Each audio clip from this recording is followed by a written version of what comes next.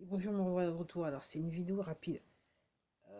En fait, c'est par rapport à l'actualité de ces dernières 24 heures qui m'a fait rigoler à l'origine. Et puis, l'histoire, c'est que c'est peut-être synchronicité, je sais pas comment il faut dire ça, mais l'histoire, c'est que quelques jours avant qu'on nous dise, ouais, on va être confiné, je suis parti dans mes pérégrinations. Enfin, bref, je me suis parti me balader, je suis tombé nez à nez avec ce bouquin que j'ai acheté.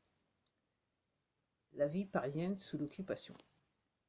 Et donc, il y a quelques jours, donc je crois que c'est 24 heures, je crois que l'annonce est tombée, que effectivement, bon, non, il y avait quelques semaines de ça, j'avais entendu parler de journalistes d'une certaine chaîne de télé qui allaient déjeuner dans un restaurant alors que les restaurants étaient fermés, qu'ils ne pouvaient pas ouvrir, et patati patata.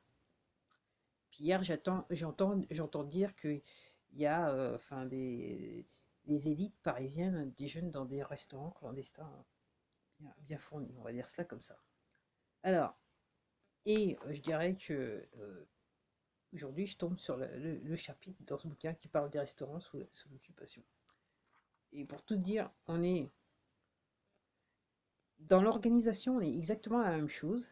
La seule différence, c'est que pour nous, il y a pas de pénurie, on n'est pas rationné, il n'y a pas de pénurie alimentaire.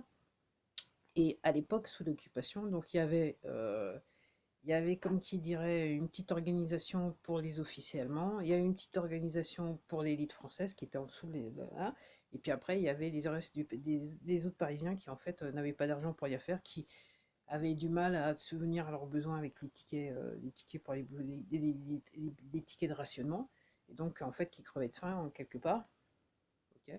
Et puis, il y avait, à la fois, alors, comme je disais, les officiers allemands, les Français, et les Français qui collaboraient avec les officiers allemands, et ça donnait des choses intéressantes au niveau de la restauration. Donc il y a des gens qui, parce qu'ils avaient l'argent, ou qu'ils avaient collaboré, ou qu'ils avaient, enfin, qu'ils avaient les connexions, en fait, ils ont passé, je dirais, ces 4 années dans l'opulence alimentaire quelque part comparée à d'autres Français, voilà, d'autres Parisiens, on va dire ça comme ça.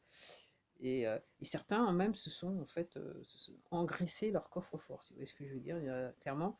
Donc il y a un autre chapitre à un moment qui parle du fait que voilà, dans,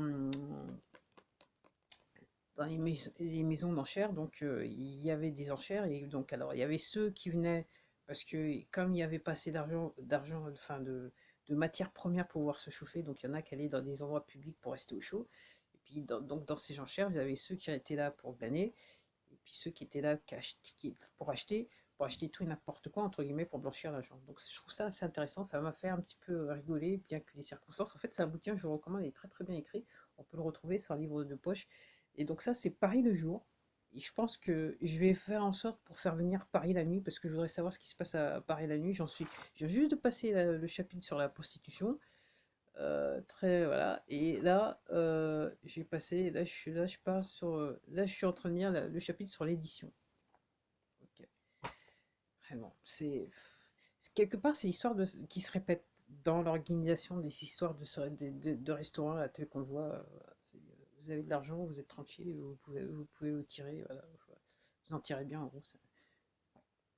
Ouais. Vous voyez ce que je veux dire? Allez, au revoir.